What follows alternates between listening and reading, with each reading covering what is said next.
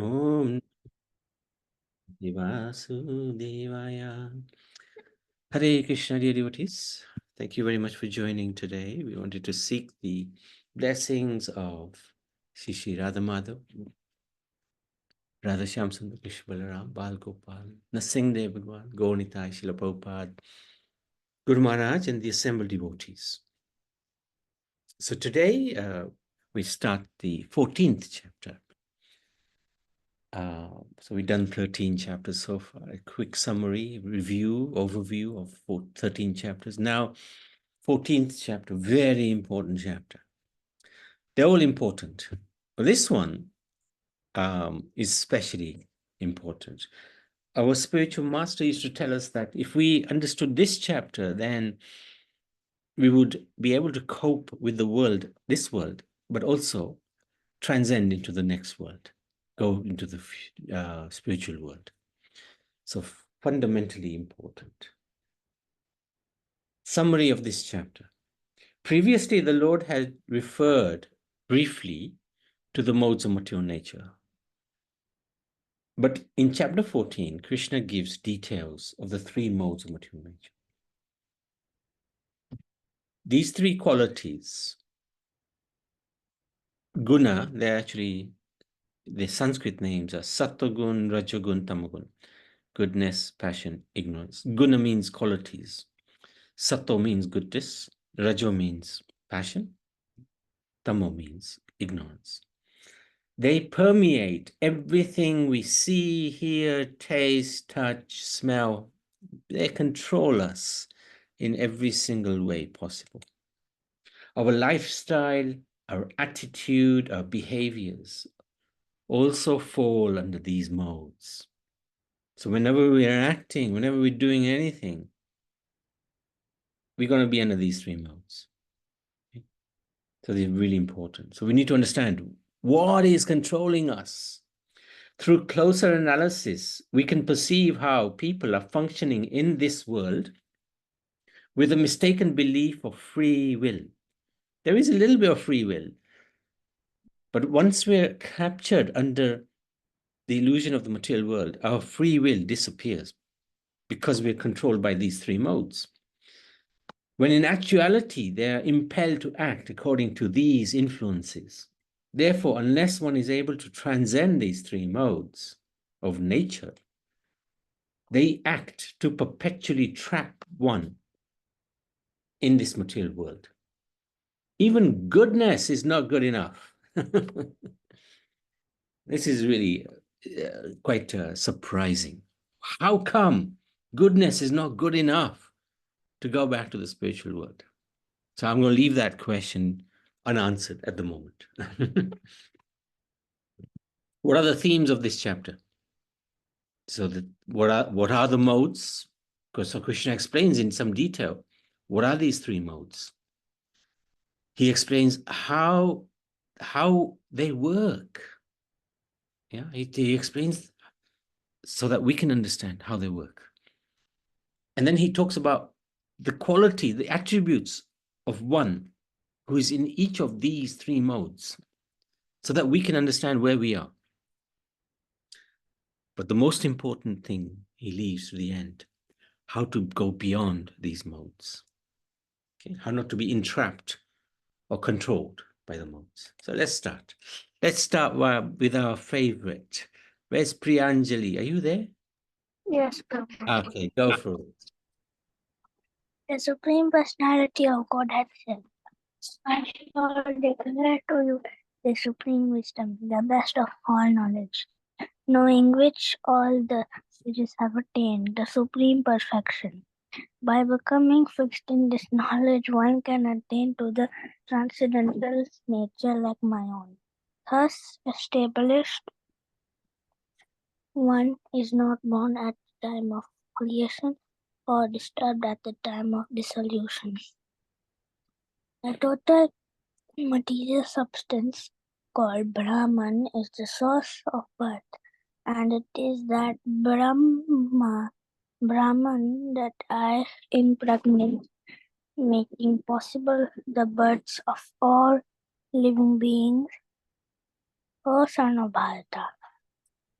It should be understood that all species of life, O son of Kunti, are made possible by birth in this material nature. And I am the seed giving father. Material nature consists of three modes: goodness, passion, and ignorance. When the eternal living entity comes in contact with nature, O mighty armed Arjuna, he becomes conditioned by these modes.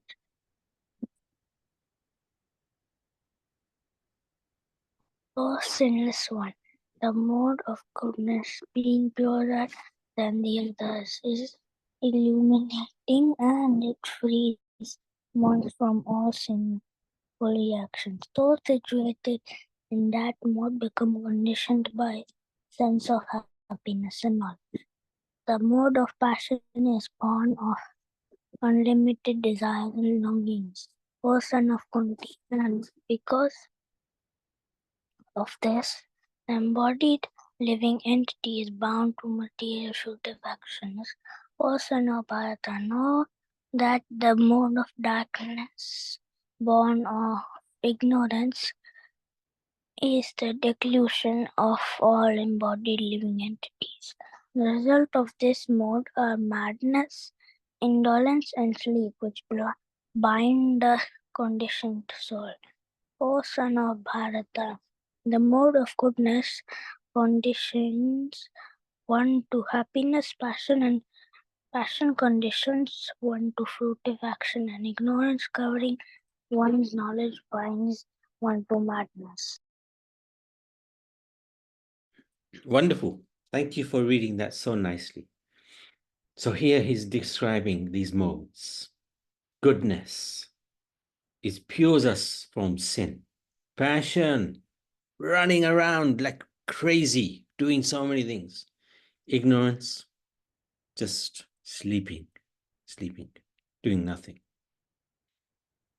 Mood of goodness takes us to happiness. Passion makes us work hard.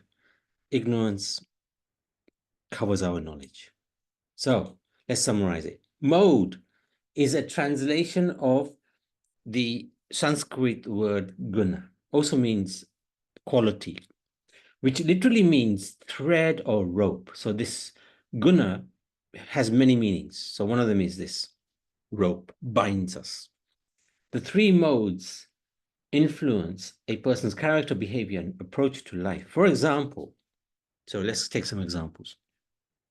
If goodness, sattva, predominates, one will aspire for and generally achieve long-term happiness, even if one experiences temporary inconveniences. But this long-term is only according to this one life, not eternally. The person overtaken by passion, rajas, frantically seeks immediate short-term gain and doesn't expect much more out of life. Very short-term vision. They just want to enjoy, earn money, spend it. On the other hand, a person dominated by ignorance, tamas, rarely achieves happiness at all because they're always acting in foolishness, thuggery, ill behavior, assaulting others, insulting others. In this way, the material world is populated by living entities in different conditions of life. So what's the lesson to learn? Understand what the three modes of material nature are. So let's have a little understanding of what they are. A little more detail. We are this eternal living entity. In the spiritual world, there's no influence of these three modes. They don't exist, right? Because we are fully enlightened. But so the nature of the soul is, it is transcendental Sat Ananda. Sat, he knows the truth. Chit, eternal. Ananda, happy. But when the soul comes in contact with the three modes of material nature, the soul becomes conditioned by these modes. What does conditioned mean? Influenced, controlled. And he's forced to act according to these modes. So what are these three modes? Let's just go through it again. Goodness, satogun. Rajagun, passion. Tamagun, ignorance. And these modes control our behavior depending on where we are. Depending on where we are. So where are we? Let's find out. Now, Sanvi, haven't heard you for a while.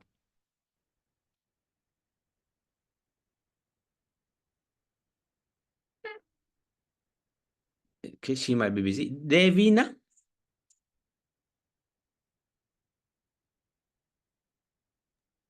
Hare Krishna. Hare Krishna, Devina. Sometimes the mode of goodness becomes prominent, defeating the modes of passion and ignorance.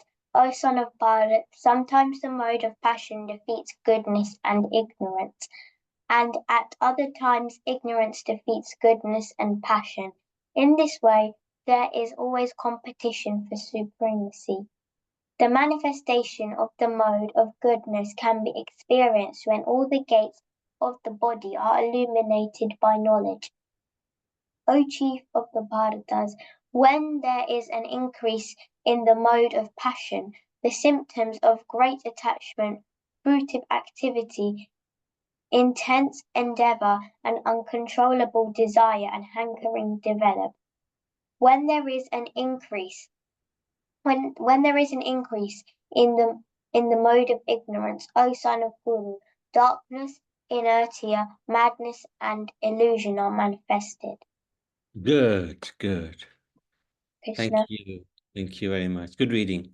So he can see there's a battle, constant battle between goodness, passion, and ignorance. Sometimes we're in goodness, we're happy, we are doing nice interaction with others.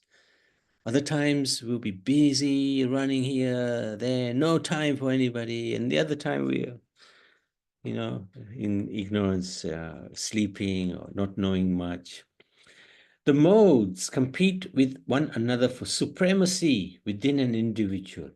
In the cycle of a day, different modes may achieve prominence at different times. So in general, for example, in the morning, if we wake up early, we are in a meditative mood, happy to sit and meditate or focus on the Lord.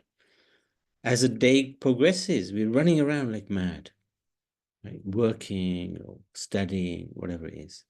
In the evening, come home, eat something, tired, go to sleep. So what happens? Goodness clarifies and pacifies the individual, since it motivates joy, wisdom, altruism, kindness.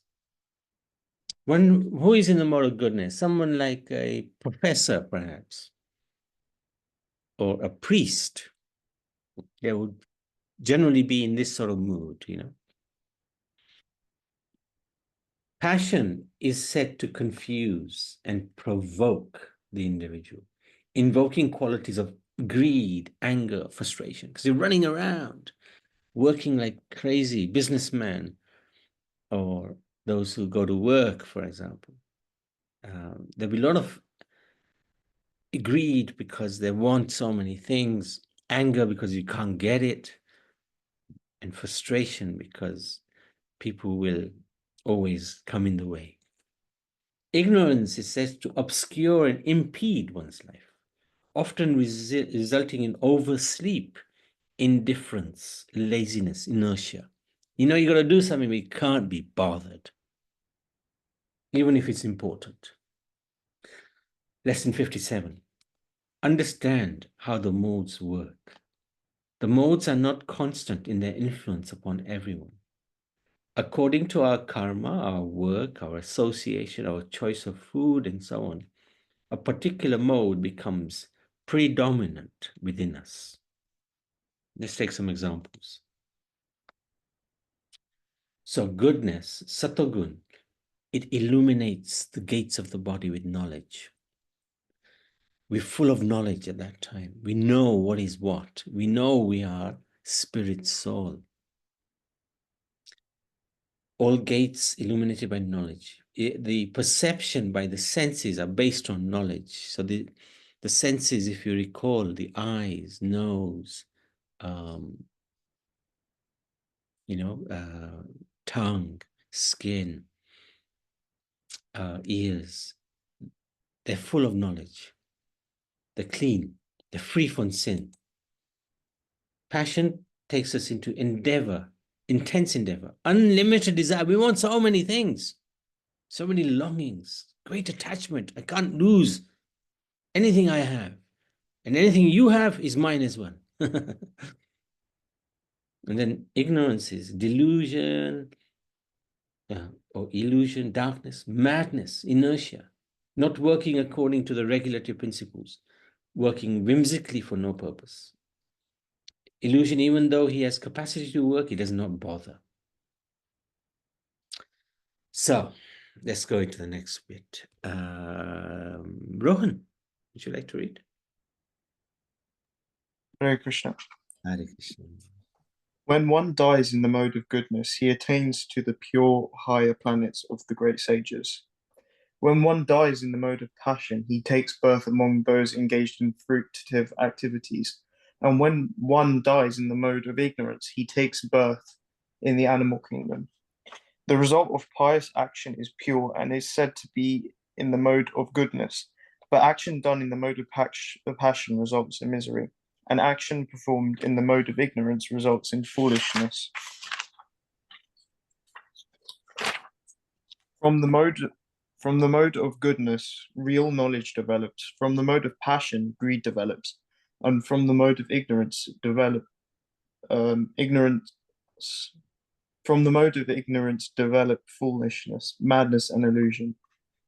Those situated in the mode of goodness gradually go upward to the higher planets.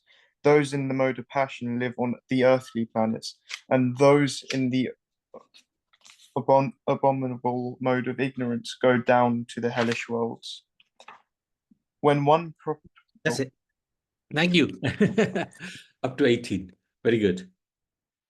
So this is now Krishna's explaining the destinations if one dies in these modes. Reincarnation is the process by which the soul receives a new material body on the following basis of activities performed in the present body. Our activities are a result of the decisions we make. Our decisions are ultimately based on the modes which we are being influenced by.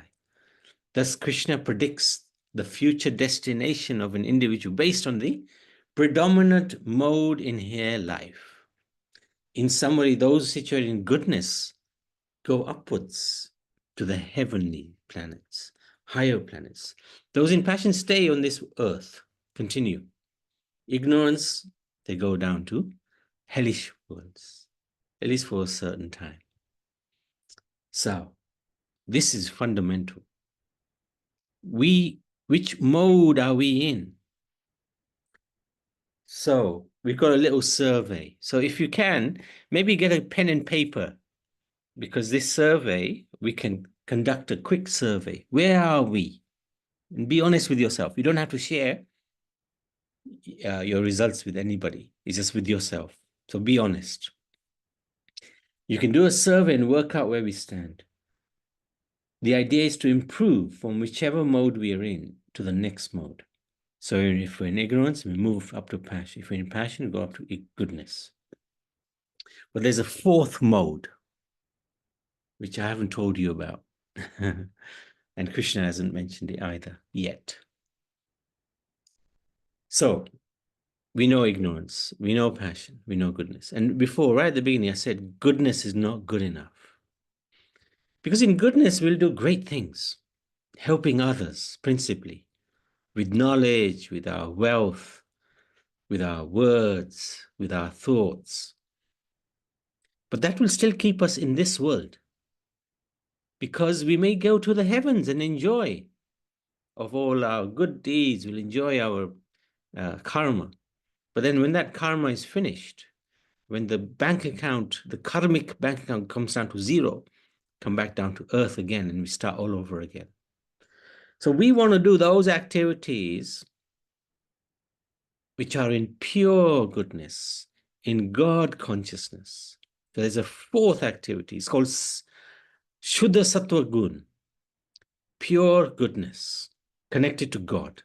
That's the activity we are aiming to do 24/7, if we can.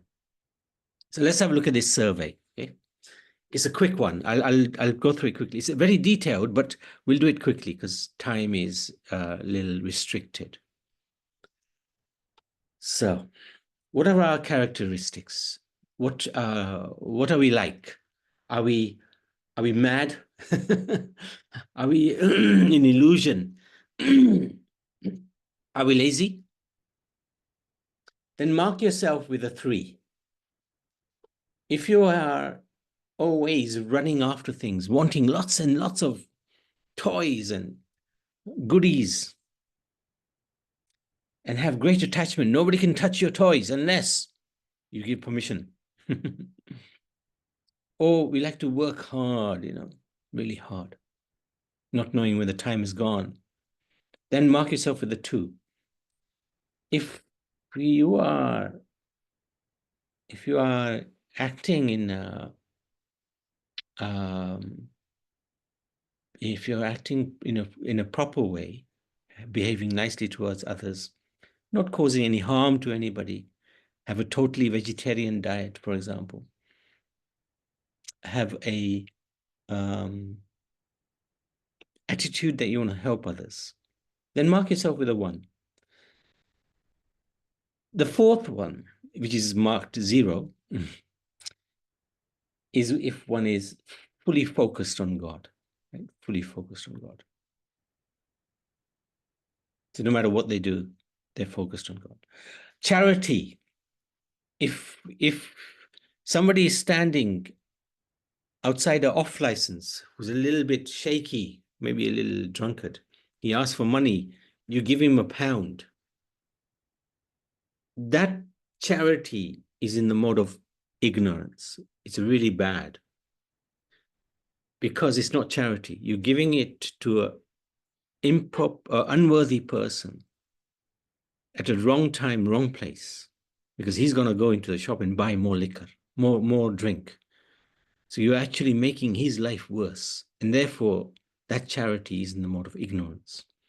If we do a charity and we say, okay, I'm going to give you £1, I want my name in lights so everybody knows I gave you £1. Or somebody asks you for money and say, take it and go away. That's mode of passion. Mark yourself a 2.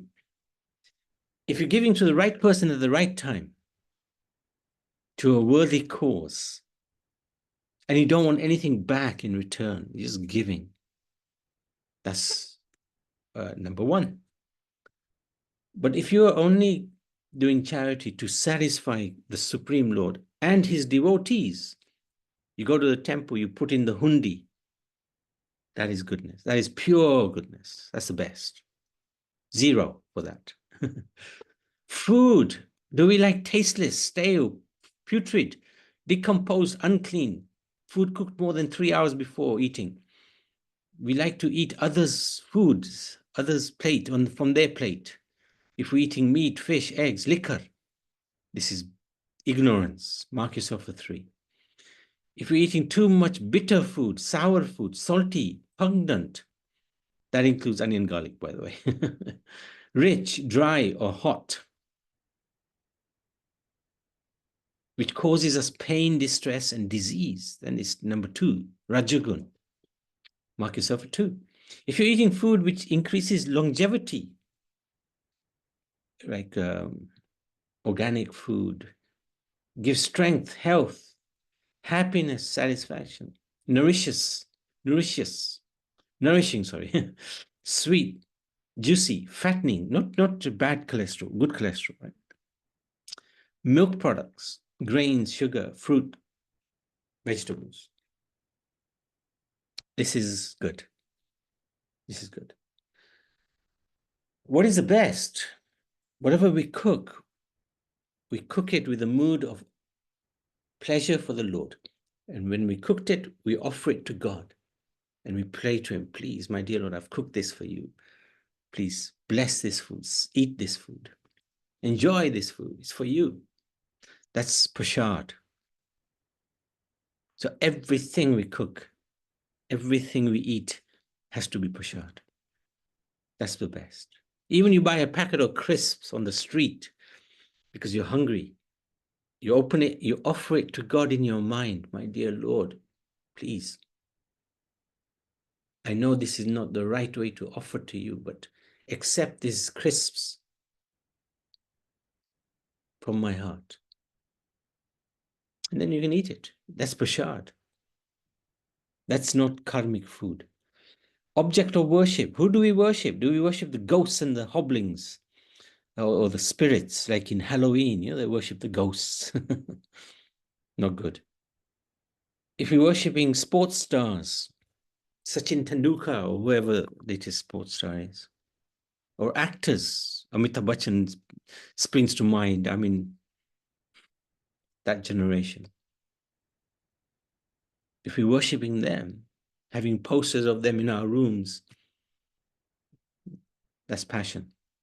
If we're worshipping the devatas, Indra, Vayu, for gains, I want money.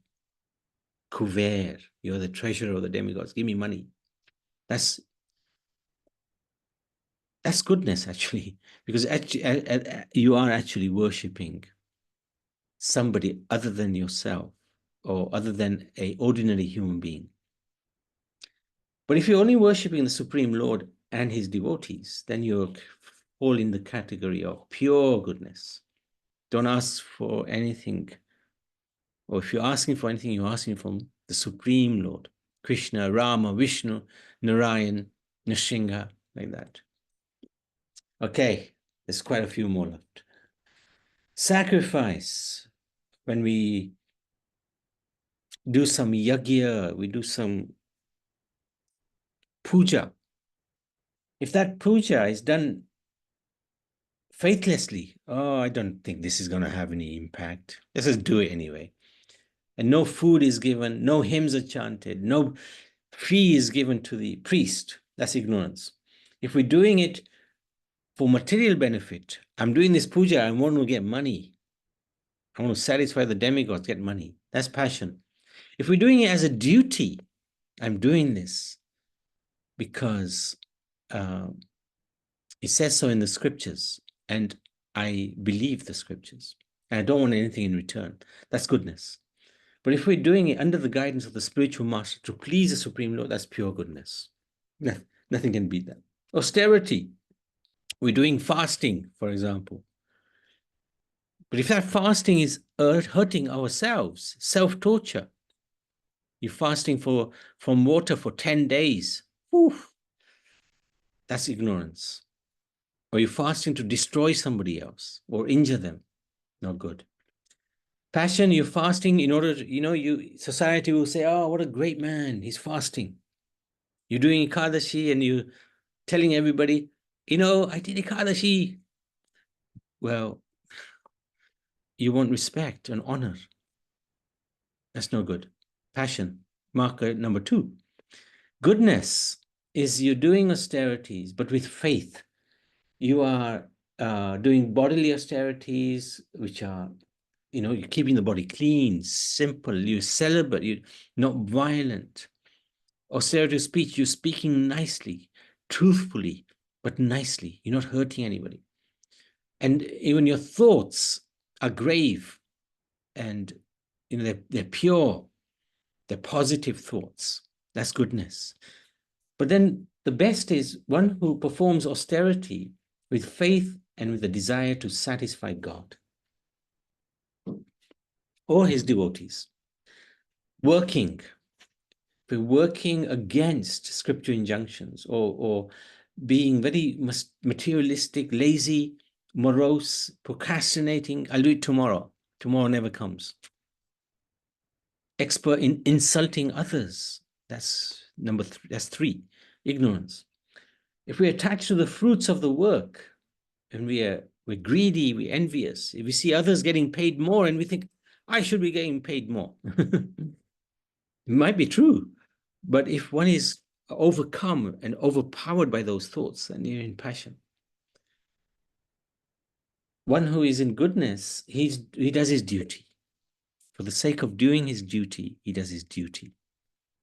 He doesn't care whether he succeeds or he fails. He'll just do his duty nicely. And the best is one who unconditionally serves Krishna and the spiritual master under any and all circumstances. He's always doing seva. Even he may be not well physically or mentally, he will still just serve God. Very nice. Renunciation, giving up prescribed duties because of illusion, that's ignorance. Giving up prescribed duty because of fear or they're difficult to do, that's passion. Doing one's duty and not being attached to the fruits, that's very good, goodness. But one who is attaching the duty to God, doing the duty, giving everything to God, mind, body, soul, everything goes to God. That's number one. Knowledge. If we are reading and we're reading things which don't help us progress in our life, nothing connected with God, makes us more attached to this world. The reading is all about eating, sleeping, mating, defending. What's the point?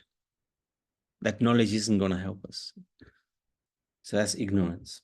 If we knowledge, performing activities, following, like we doing a profession,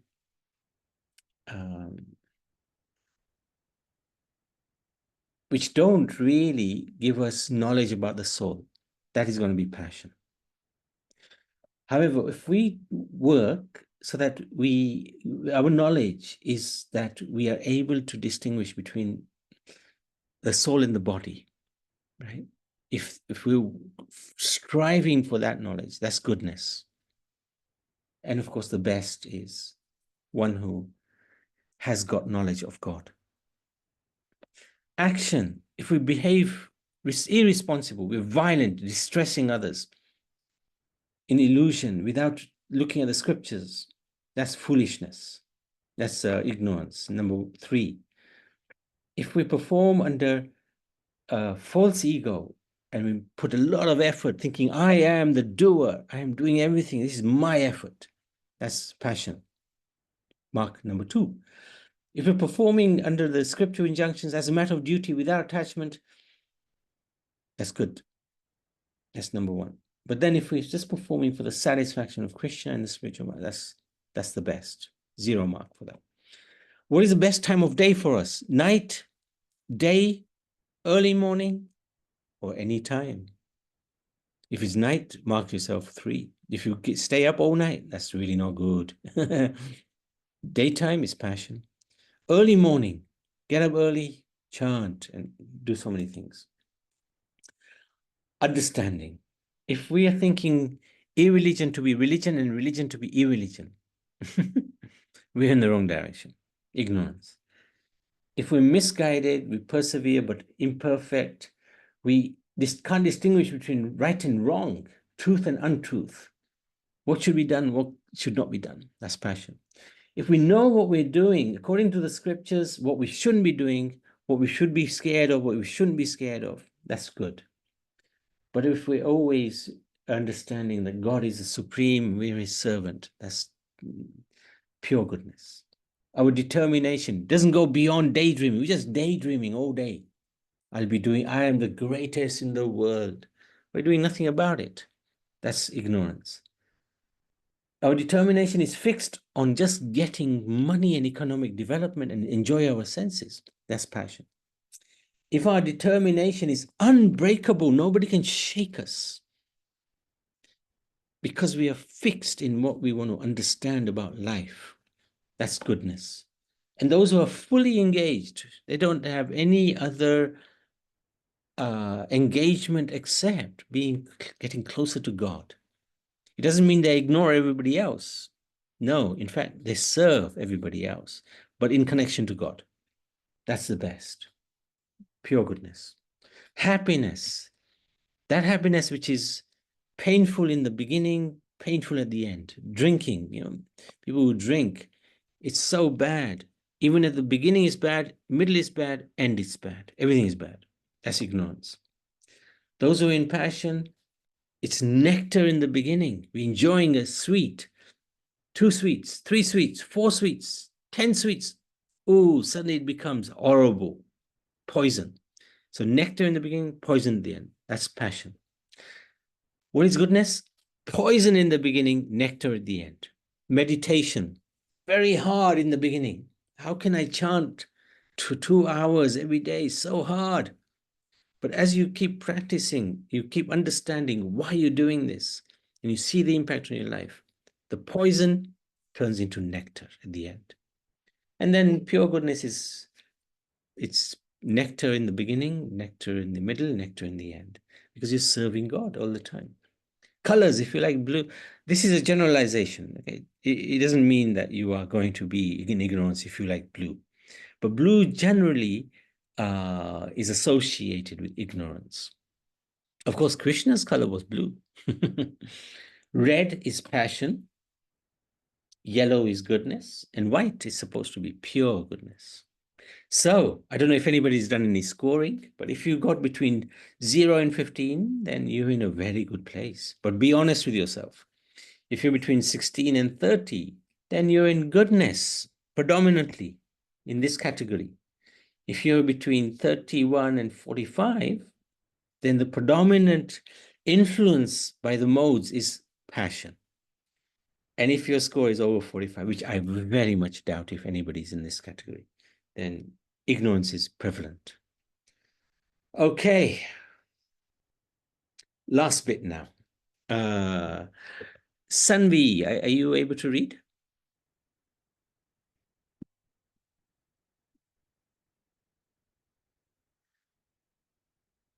Okay.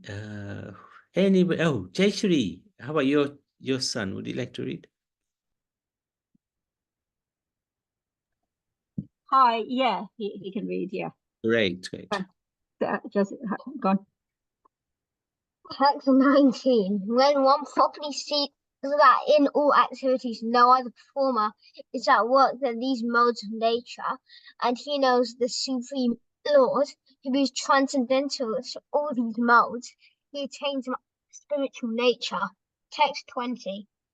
When the embodied being is able to transcend these 3 modes associated with the material body, he can become free from birth, death, old age, and their distresses, and can enjoy nectar even in this life. Text 21. Arjuna inquired, O my dear Lord, by which symptoms is what known who is transcendental to these 3 modes? What is his behavior, and how does he transcend the modes of nature?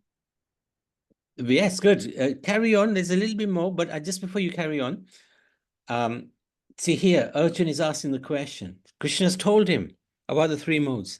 Arjun is thinking, whoa, this is hard. This is heavy.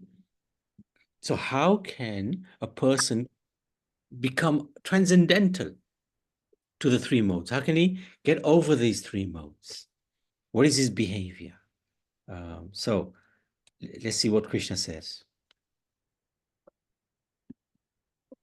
Text 22 to 25.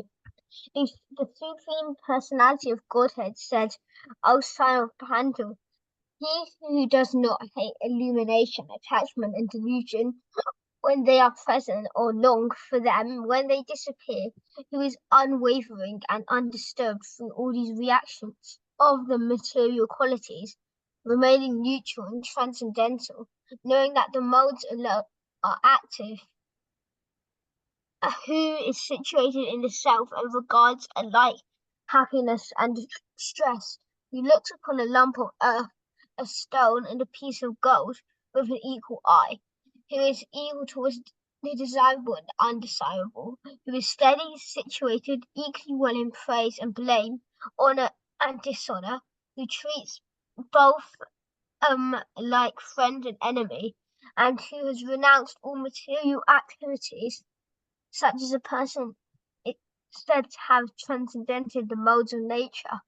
One who engages in full devotional service, unfailing in all circumstances, at once transcends the mode of material nature and thus comes to the next level of Brahman. Text 27. And I am the basis of the impersonal Brahman, which is immortal, imperishable, and eternal, and is the constitutional position of ultimate happiness. End of chapter 14. Well done. Good reading. Gunatraya Purushottam Yog. This is the name of this chapter, and we've just finished it. Krishna is giving an idea of how one can get above these three modes of material nature. So let's summarize it. Although goodness is said to be the most progressive of the three, it still implicates one in the law of karma. To become completely free of karmic reactions, one must transcend even the mode of goodness and become situated on the platform of the spiritual goodness. Satogun, pure Suddha Satogun. This is only possible by engaging in bhakti yoga with unflinching determination, taking inspiration and support from those who have already transcended the modes. Krishna explains the character of such perfected transcendentalists who enjoy nectar even in this life. So, lesson to learn. Understand that performing bhakti is above the three modes of material nature. When you're doing bhakti, you're not actually acting according to the modes of nature. You're not incurring karma.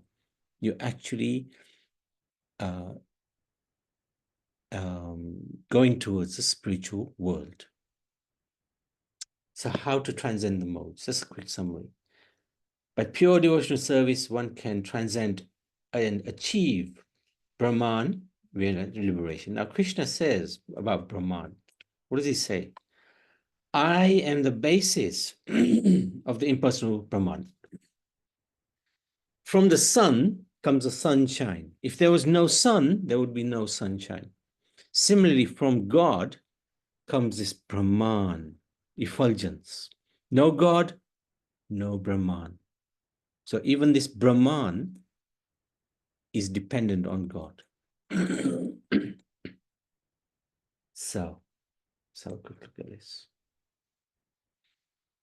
Suggested solutions. Transfer your consciousness to Krishna's activities called Bhakti Yoga and not disturb your consciousness by activities of the three modes.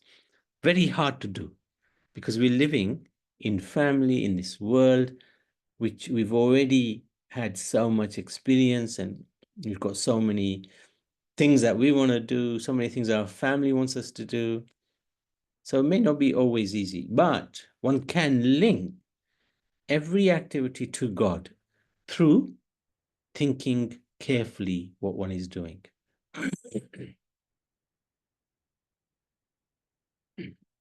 All forms of Krishna are omnipotent, omniscient, transcendental, Satchit Ananda. Service to any of these forms is transcendental. So if you are attracted to Lord Ram, fantastic. Attracted to Jagannath, Balaram, fantastic. If you're attracted to Gonitai, even more amazing. If you're attracted to Lord Shiva, that's fine as well. As long as you understand that Shiva is actually the greatest devotee of God. A lot of people worship Shiva just to get money from him because he's very kind-hearted. And that is just a business transaction. It doesn't make Shiva happy. And it doesn't make us happy because that money is very temporary in this world. Understand the importance of seva, service. Service with unfailing determination to any form helps overcome the modes. And what is the qualification that we need?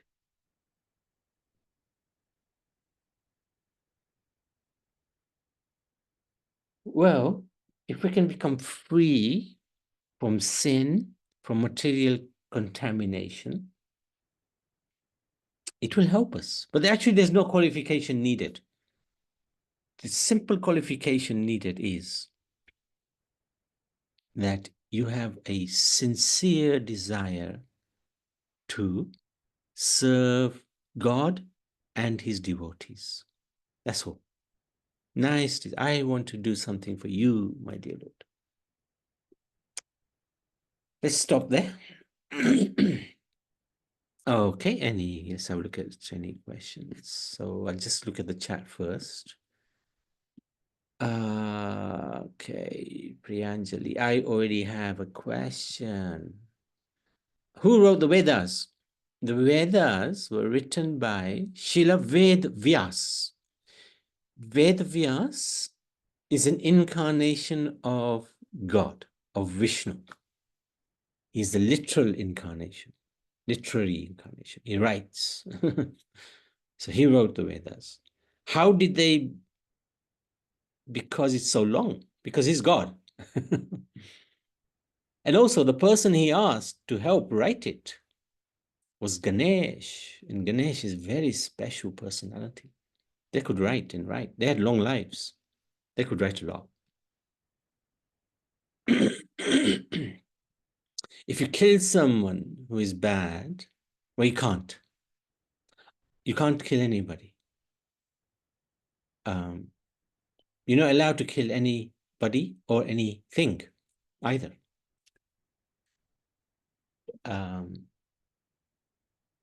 Arjun can, because he's a warrior. He is somebody who upholds the law. So somebody who works for the army, for the police, they may have, and it's only a may, they may have some justification to hurt somebody.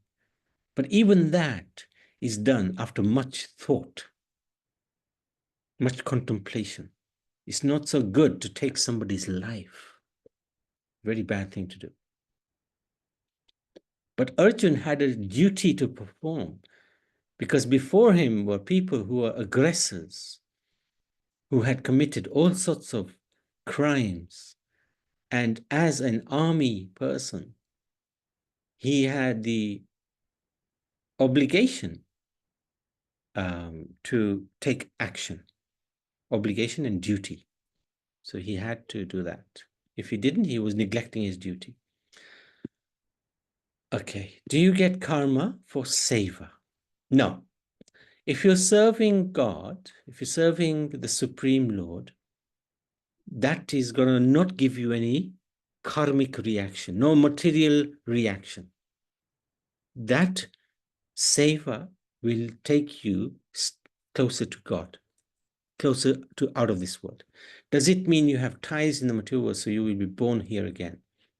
Yeah. If we are attached to anything or anyone in this world, when we die, when we leave this body, we will come back, because our attachment is in this world. If, however, we transfer that attachment to God and his devotees, then we become eligible to go back to the spiritual world, because we don't have any attachments here. The attachments are to the spiritual world. That will really help us. So let's just have a look at more. In which yuga did he write it? Dwapara Yuga, just at the end of Dwapara Yuga. Because before that time, people could hear the scripture once and remember.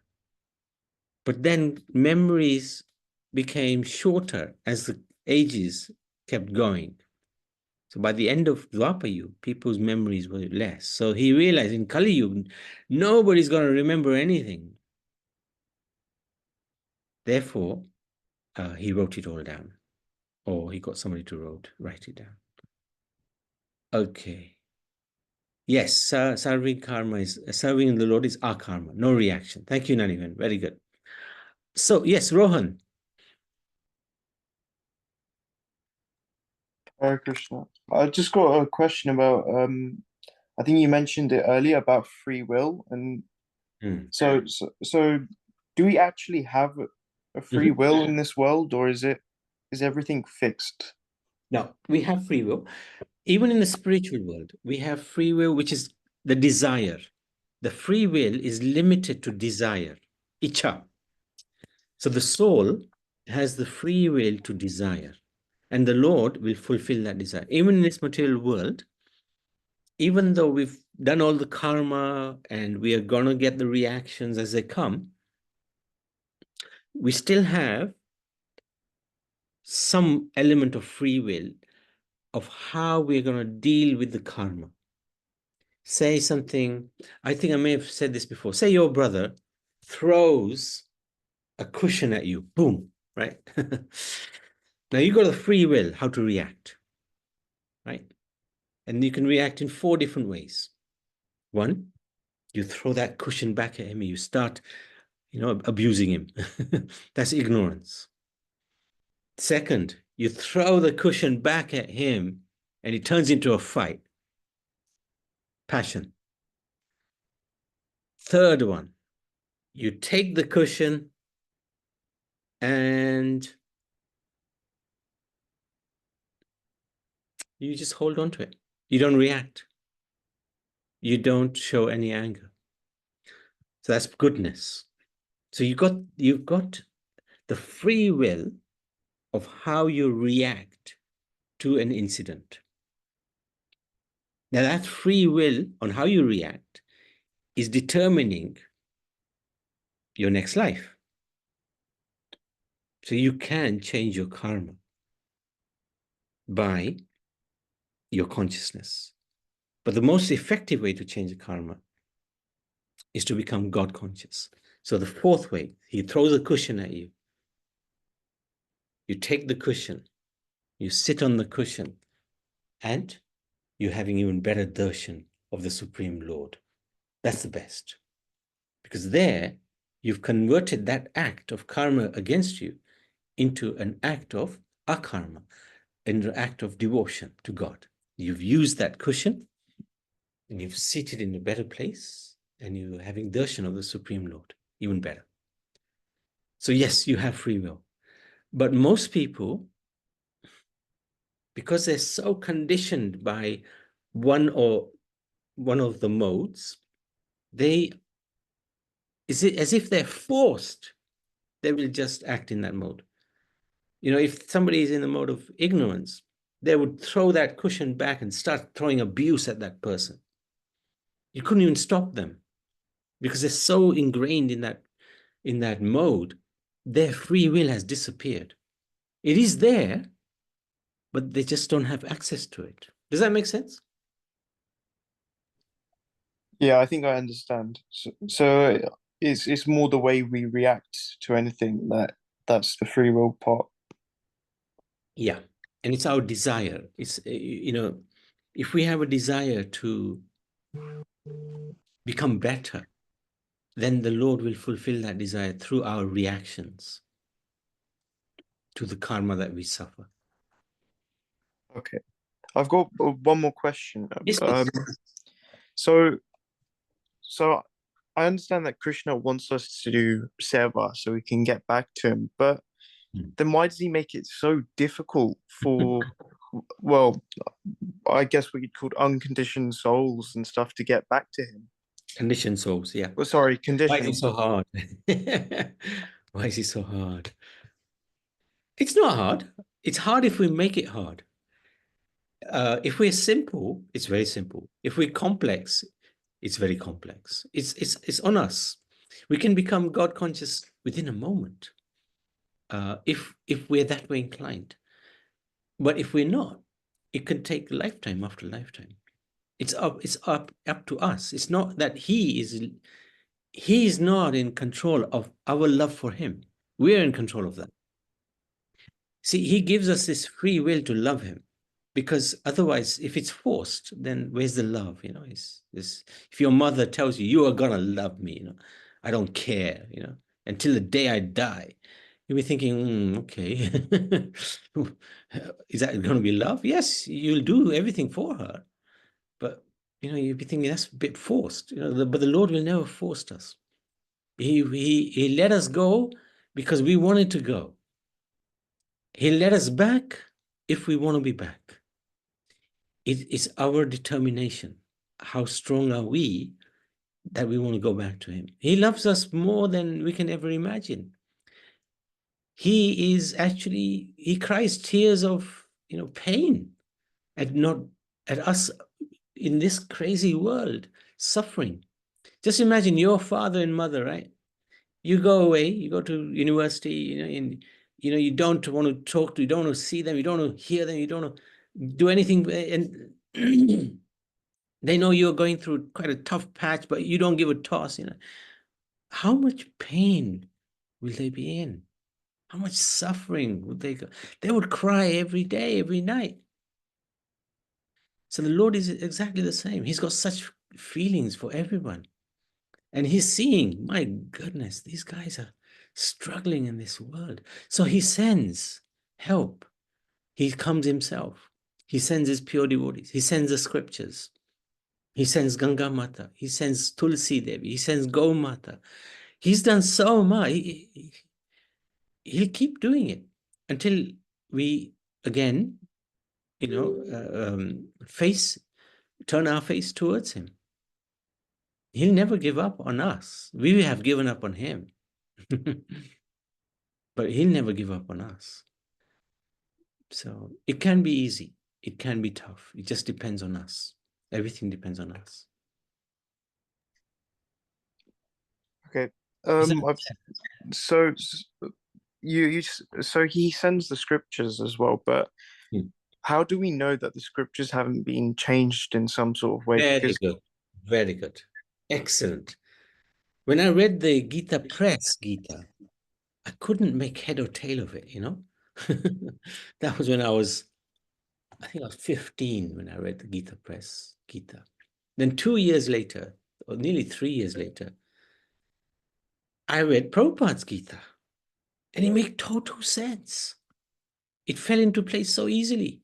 Why? Because Prabhupada, what he's done, he's translated the Gita word for word. He's had no motive in terms of the translation. He's given it as Krishna gave it, wanted to give it.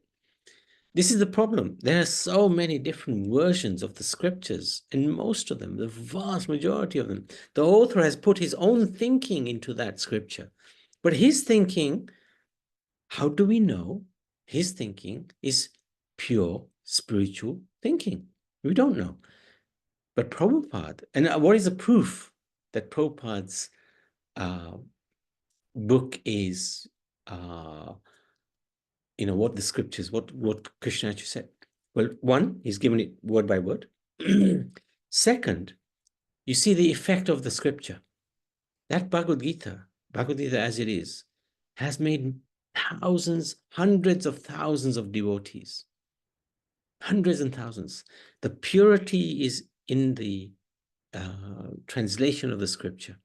It's it's translated beautifully, it's translated word for word, and accurate what the Lord is meant, So that is the proof of the pudding. He's made it's changed the conscious. If you read a book and it doesn't change your consciousness, if you read a spiritual book and it doesn't change your consciousness, something wrong there. So how do we know? Because we have faith in Prabhupada. We have faith in how he's translated these books. And we have faith in how he's changed the consciousness of thousands and hundreds of thousands of people. So otherwise, yes, you're right. It's so hard. It's so hard. And the only book really that one should consider reading spiritually, well, there's three. We've got to start with the Bhagavad Gita. That's the main one. And then after that, Chaitanya, the Srimad Bhagavad Puran, Prabhupada translated word by word. Chaitanya Charitamrita translated word by word. These are very powerful scriptures. But Gita gives you an essence of how to live in this world, or how to get out of this world. thank you. Thank you. Yes. Go So ahead. is there a difference between the Srimad Bhagavatam and the Bhagavad Puran? Is there No, a difference? Bhagavad Puran is the same as Srimad Bhagavatam. It's just a Okay. different name. Yeah. Different name. And Yeah. Sorry, No, go no. ahead. Please, you carry on. So would you also recommend the Brahma Samhita? Brahma Samhita, definitely. Brahma Samhita was translated by His Divine Grace, Bhakti Siddhanta Saraswati, the guru of Prabhupada. And Brahma Samhita is written in a quite a tough English standard. This was a tough English standard. It's quite hard to comprehend because it's written by Bhakti Siddhanta. He was a scholar, so his English is very high. So it's a tough one, but you can read it, no doubt. By Shankaracharya, isn't it? No, Brahma Samhita is written by by No, Lord. Brahma Sutra, sorry, Brahma Sutra. Yeah, that's Sankaracharya. That's different. Yeah. He's talking about the Brahma Samhita, which is written by spoken by Lord Brahma, time of creation. So yes, you can definitely read that. There are many other books. All of books Prabhupada has written, you can dive into those. Nectar of Devotion, Nectar of Instruction. Yeah. Thank you, Hare Krishna. Thank you, Rohan. Amazing. Now, just there's a couple of questions. Please explain about dying in mode of goodness. Okay, if somebody dies in the mode of goodness, they're happy, they're illumined, they're sinless. When they die, generally speaking, there will be no suffering. They will leave their body in a sattvic way, in a peaceful way, not sleeping, not while they're sleeping, when they're awake.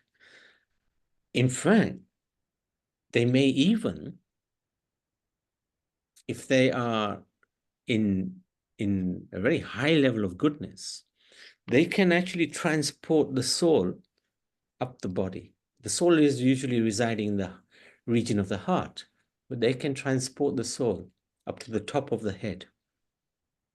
And they may, and this has happened in the past. Bhakti Vinod Thakur saw this happen to his grandfather. They leave the soul leaves from the top of the head. And it can go to the spiritual world, but it just depends on how strong their level of consciousness is. Probably end up in the heavenly planets. Thank you. So, Naniman, does that explain the answer? Yes. So when you're dying in the mode of goodness, it's that particular time at the end time of your death. That's what counts, isn't it? How you are. Yes. Yeah. Yes, for sure. Not what throughout the life, but what you are I at a see. particular time. No, wait, the thing is, throughout your life, see, there are three things that will impact your next life, right? One is karma, for sure. Yes. Second is icha, our desires. What do we want to do? But the third is consciousness. So all these three have an impact. So if our consciousness is in goodness, the direction of travel is good. But if, say, we've done some karma, in our early life, we did something crazy, right? So it doesn't mean that that craziness is offset by the goodness. Still have to, that craziness will still have to be taken into account in our next life. Okay, so when it says that when you die in the mode of goodness, other things have to be taken into consideration, isn't it? Yeah. You don't automatically go to the no, not automatically. It's highly complex. Krishna says 4:17, karma is very difficult to understand. Yeah, but when it's said in the Gita, people will consider that fine. It's only the last moment that counts. Yeah. But that's what unfortunately, last moment depends on your whole, what you've done throughout your life. Yeah, but people do change, isn't it? Towards People do change. That's very true. People do change. And that would be taken into consideration as well. Sometimes we do things by mistake, and karmic reaction may not be so strong. Yeah. If we have done a mistake, and if we have sort of tried to atone by turning our mind away, then that effect would be lessened, isn't it? Absolutely. We've done something wrong, out of ignorance. We now realize, oh no, I was so foolish. And we atone, we pray to the Lord. And then we don't make that same mistake again. And in addition to that, our consciousness gets uplifted by taking shelter of the Lord. Then possibly that mistake may be forgiven completely. But that is not what the devotee would ask for, right? The devotee would say, look, you don't, whatever I have to go through, just please don't let me forget you. Thank you, Prabhuji. Correct. Very nice. Thank you. Thank you so much. Thank you. So Priyanjali, I know what you mean, but then why does God let us go? Because if you're 18 or 19 or 20 or 21, your parents say to you, you cannot leave your room. How will you feel? You can't leave the house. If you leave the house, you might get run over. How will you feel? You feel, oh man, this is a prison. So God doesn't run a prison. He runs a free house. If you want to leave God, he will be pained, but he will not stop you. That is love. Your parents, you want to study, you want to go to university, you want to go and study to become whatever. They will encourage you. Yes, okay. They will even smile when you're going, but inside they're crying because they're not going to see you for a while. So God is the same. Okay, my dear soul, my dear friend, you want to experience something other than your life with me. Okay, try this world. Try this world. He will even smile when we leave. But when we go back to him, my goodness, he'll give us the biggest hug you've ever had. Just like your parents, when you come back home, they give you a big hug.